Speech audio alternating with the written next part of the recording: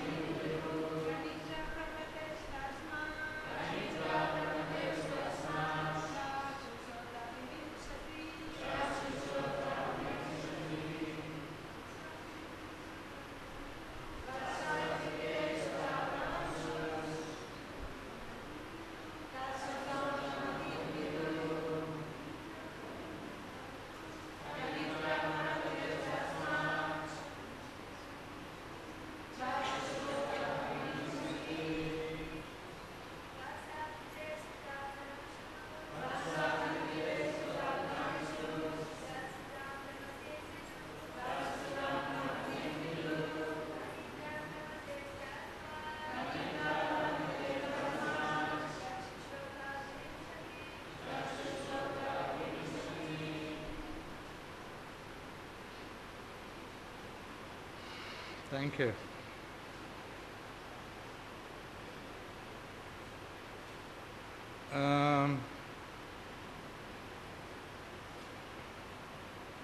Well, the word for word starts with the previous verse. I'm just going to read the translation and purport by Srila Prabhupada. Dista had a son by the name of Nabhaga. This Nabhaga, who was different from the Nabhaga described later, became a Vaishya by occupational duty. The son of Nabhaga was known as Bhalandan. The son of Bhalandan was Vatsapriti, and his son was Pramsu. Pramsu's son was Pramati. Pramati's son was Kanitra.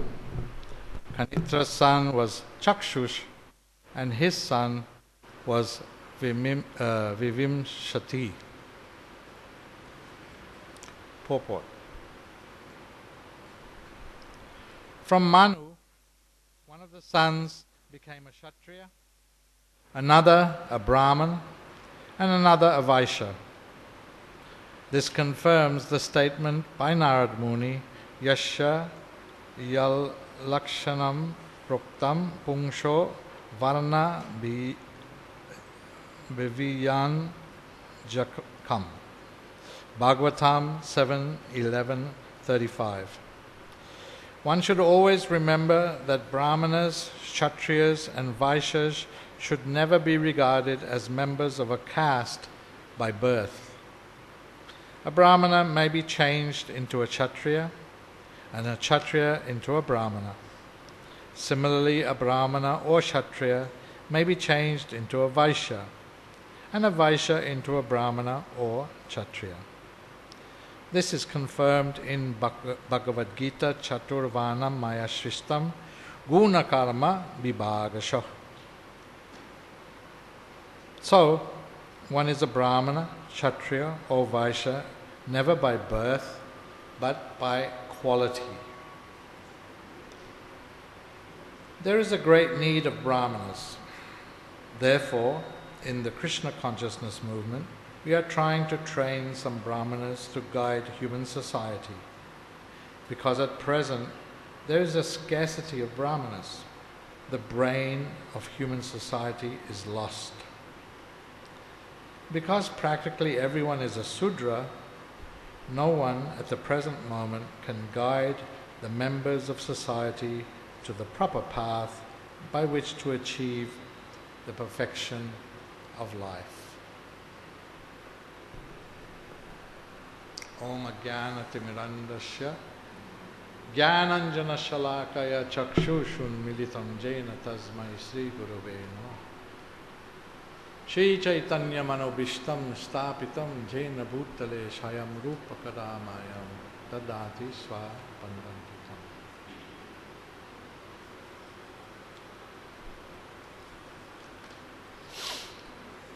Dista had a son by the name of Nabhaga. This Nabhaga, who was different from the Nabhaga described later, became a Vaishya by occupational duty. The son of Nabhaga was known as Bhalandana. The son of Bhalandana was Vatsapriti, and his son was Pramshu. Pramshu's son was Pramati. Pramati's son was Kanitra. Kanitra's son was Chakshusha, and his son was Vivimshati. So this is an interesting chapter.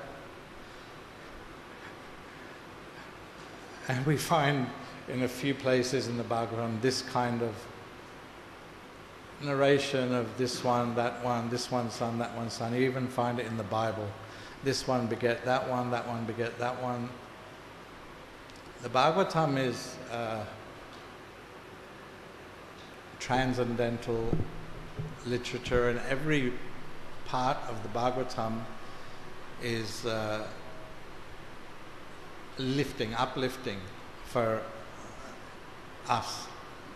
So even this description, or this chapter description of all these, this one came from that one, is important. I can't understand why, but it's important.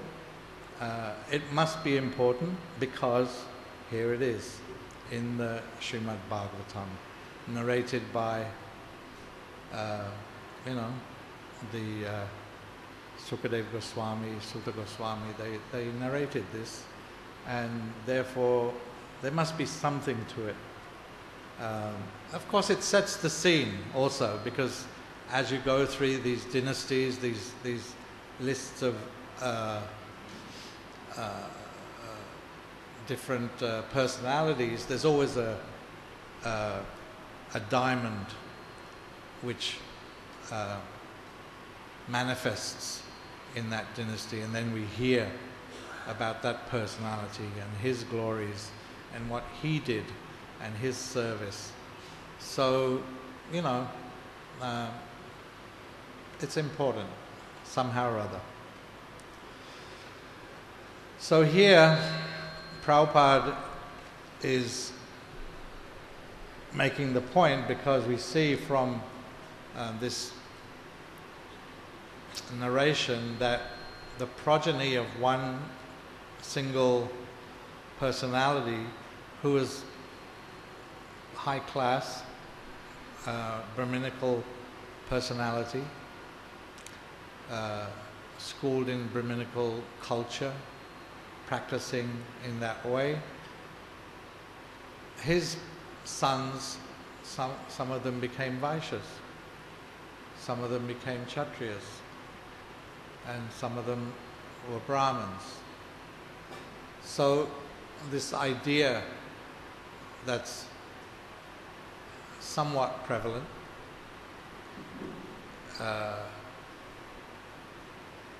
that you take the caste of your parents, is not supported by the scriptures, by the Bhagavatam. In fact, there's no caste. It's not caste. It's varna. And what is the varna? According to qualities. As Prabhupada has quoted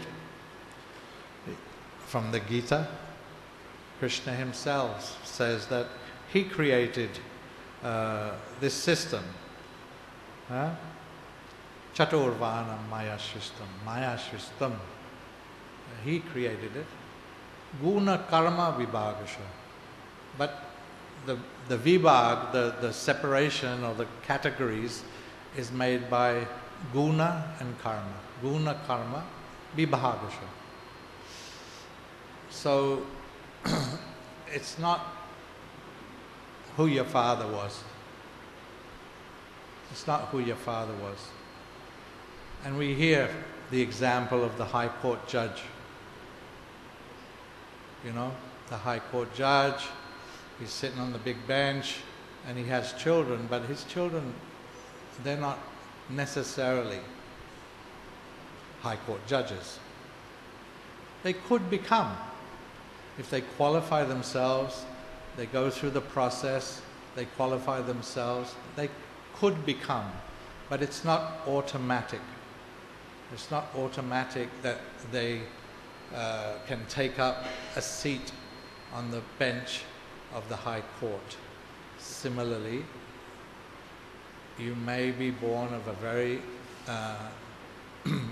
Brahminical or Kshatriya or whatever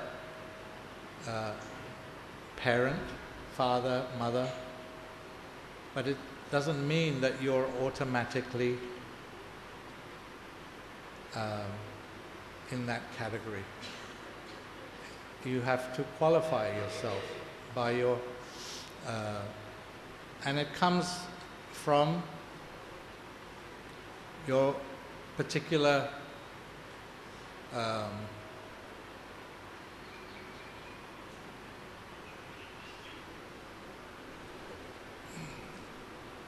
the training comes later, but you're actually born with a certain kind of karma, a certain kind of susceptibility, if you want, to particular mode, right? So the Brahmins are in the mode of goodness, it's said, right? So the Brahmanas are in the mode of goodness. So you might be born into the mode of goodness, but unless that's maintained, and it can be by training, and it can happen. It's not necessary that you have to go in a different direction, right? But it's not guaranteed, and it's depending on you and your actions and reactions.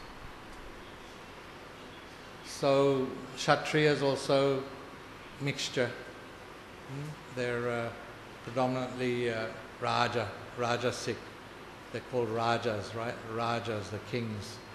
The Rajasic.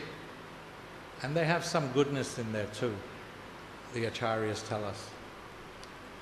And then Vaishyas, mixture of passion and ignorance. And then Sudras, mostly in the mode of ignorance, it's said. And in this age of Kali, as Prabhupada points out, we're all born into darkness of ignorance. We're all Sudras. We're all born in that mode. Anyone disagree with that? We can, if we're a little open-minded about our own situation, we can agree that we don't really have the qualities of the people in goodness that we read about. We read about them, don't we?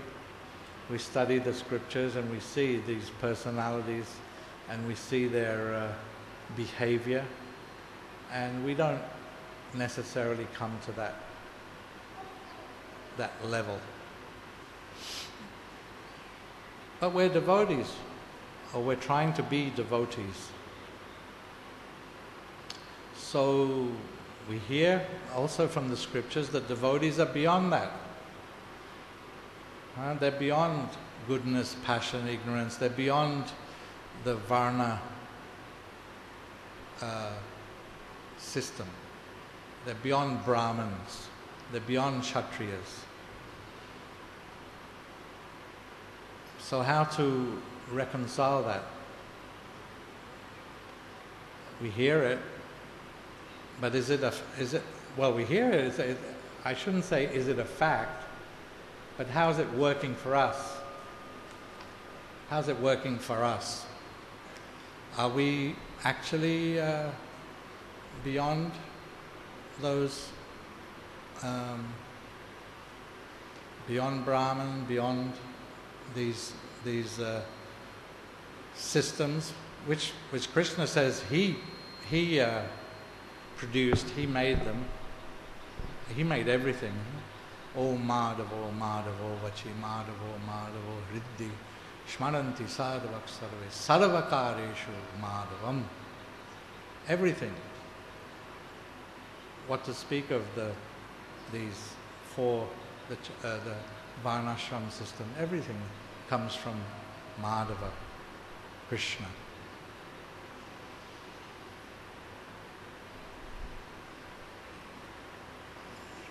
So for us, as individuals, as striving to become Krishna conscious, we also have to be a little open-minded about where we're at, not about everyone else, but about where we are at. If you read Lilamrita, for instance, you see that many boys and girls, as Prabhupada referred to them, joined him in his effort to spread Krishna consciousness all over the world.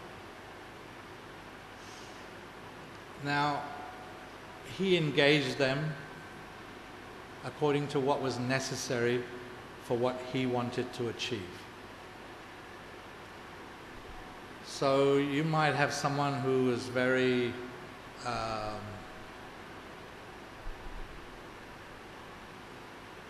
active and full of passion, but he engaged them in worshipping the deity. Or like that, so many different things, and a lot of them he engaged in the preaching activities, of course, right? So they were devotees, aspiring devotees, and Prabhupada engaged them according to the need, not according to their guna and karma. That's what we saw. And many of them, all of them, you can say, were able to achieve so many wonderful things on behalf of Prabhupada, like, setting up temples, building temples, publishing books, distributing those books, setting up farm communities, so many different things, schools, this and that. All by Krishna says that he preserves what you have and he carries what you lack. So for the devotee, it's kind of a balancing act. This is my opinion. I don't know what the facts of the matter are. But from my perspective, from my experience, and this is what I think, is that we can do anything in the Krishna consciousness mission. Not for ourselves, but in the mission of Srila Prabhupada. We can do anything. It doesn't matter what our so-called qualities and past. But we have to do it first under the authority of someone, something in the service of Prabhupada, not on our own speculation. One, and two,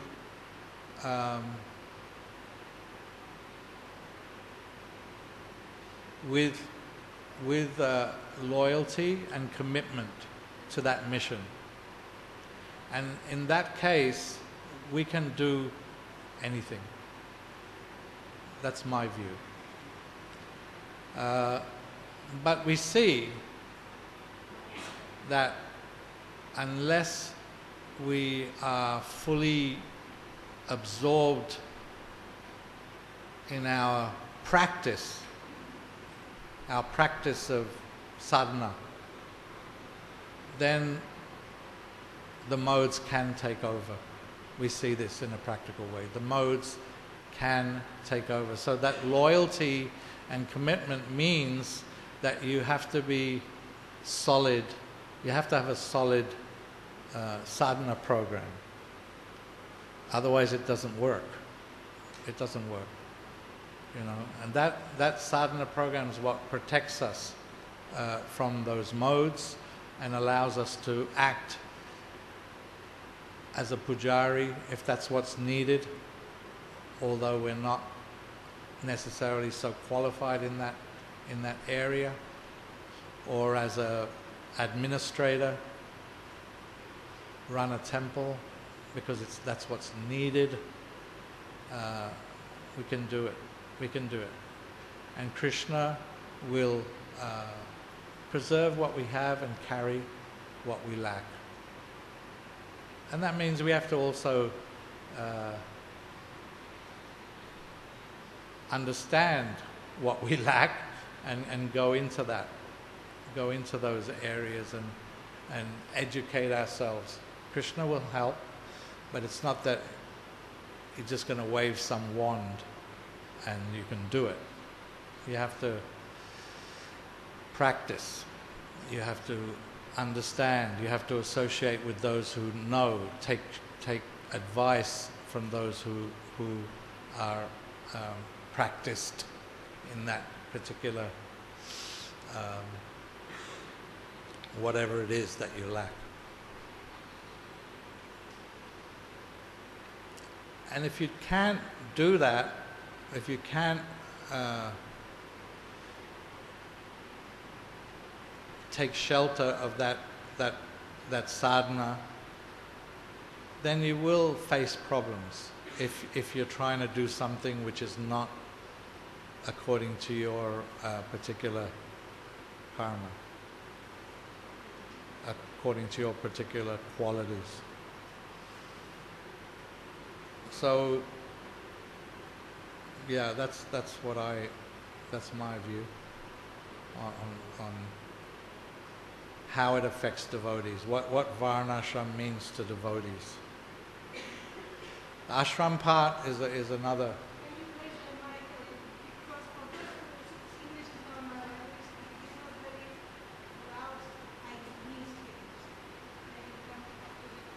I think it's pretty close, Mataji. I don't know what to do. I don't know what to tell you. Huh? Maybe the fan's disturbing your Hare Krishna.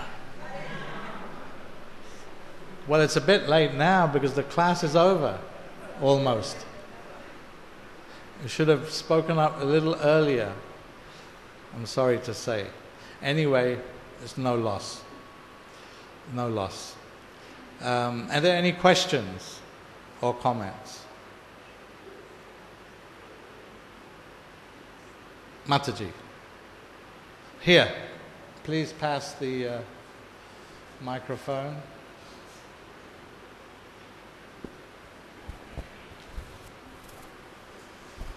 Hare Krishna, Krishna Krishna, Hare Hare, Hare Rama, Rama Thank you Hare Hare. for a very thoughtful class.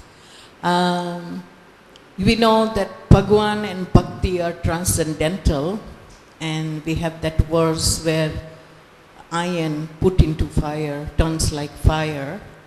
So we also know that when the devotional service is performed, that's what makes a devotee transcendental.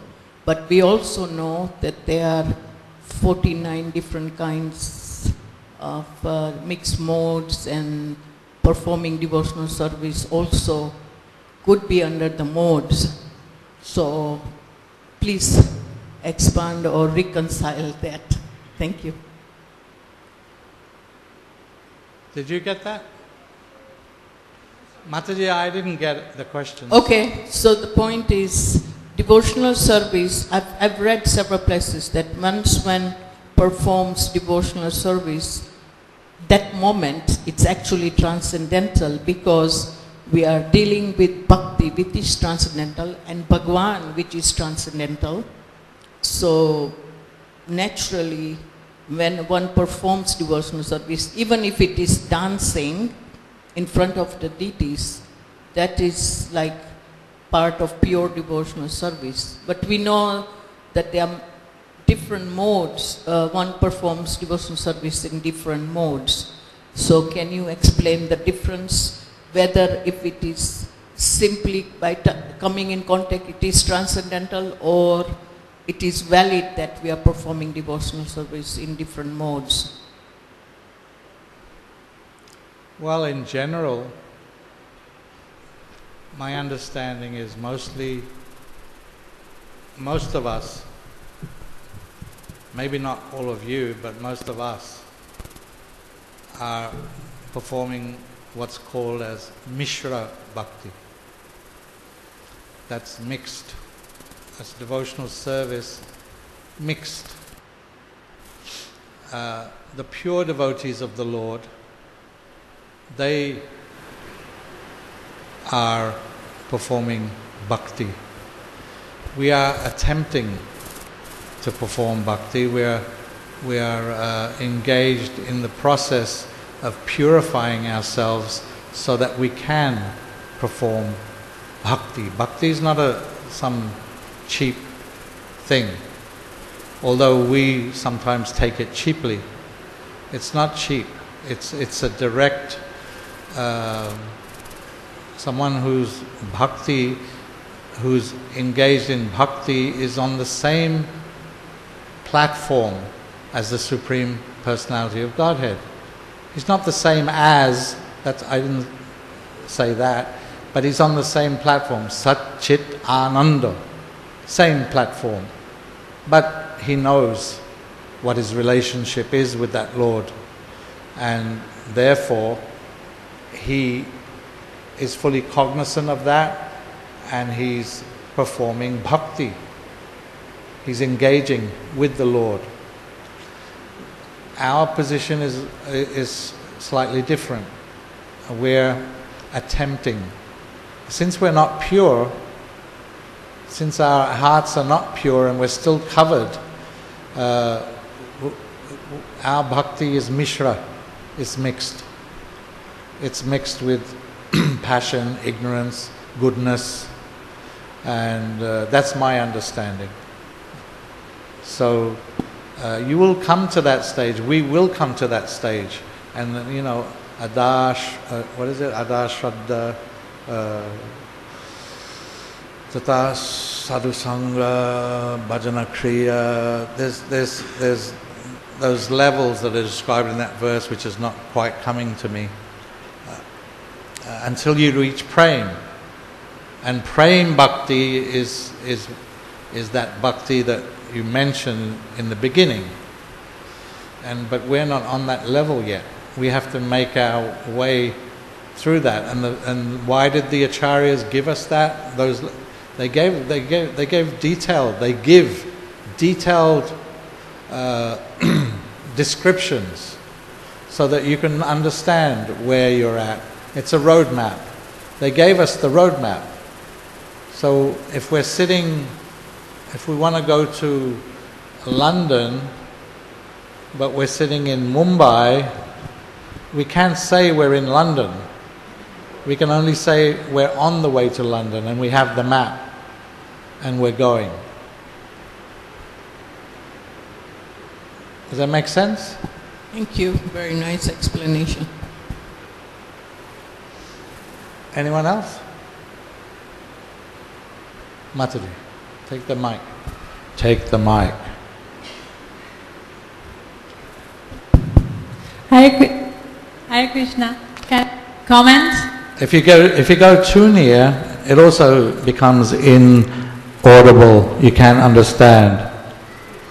So go. Hare Krishna. So there's the action and there's the consciousness behind the action. So it could seem that two people are doing the same service, but their consciousness can be different. Absolutely. That's the difference between, you see, last few days ago was Bhadra Purnima. Bhadra Purnima. Bhadra Purnima is a very special, because we haven't talked about it much in the past, but this year we had a campaign, Bhadra Purnima campaign, because in the Bhagavatam, Sukadeva Goswami describes that, if you place a Bhagavatam on a golden throne and distribute or give it to someone or whatever, then you'll go back home, back to Godhead. And so our illustrious Vaisheshekha Prabhu, our marketing and communications director, picked up on that and said, "Hey, why aren't we talking about this? It's such a wonderful opportunity given to us by in the Bhagavatam." So we started to make a little campaign about it, and we started to the Bhadra Purnima campaign. And as a result of that campaign, thousands of Srimad Bhagavatams were distributed in the last couple of weeks. There was maybe you could say a month. There was a lot of preparation involved. I mean, it was for us at the BBT, it was a kind of a revelation. So then, getting back to your point, the consciousness behind that, we were selling books. So then you go to, there's also other publishers who are selling books. And they are doing it with a different consciousness. So that's the difference between a bookseller and a bookseller. They're both booksellers. But these booksellers, their consciousness is that they want to give Krishna consciousness. They want to make advancement in Krishna consciousness by giving. And the other one, I don't know what they're thinking. Yeah, something like that. So yes, it's very correct. And it applies to everything. You know, everything we do, other people do. We clean the floor in the temple. Other people are cleaning floors. What's the big deal? The big deal is the consciousness. We're cooking. So many people are cooking. It doesn't matter what you think of. It's all being done by other people. And it's also being done by us. Now, what is our consciousness? So we have to ensure that our consciousness is Krishna conscious. Otherwise, it's no different than anyone else. Thank you all very much. All glories to Srila Prabhupada. Hare Krishna.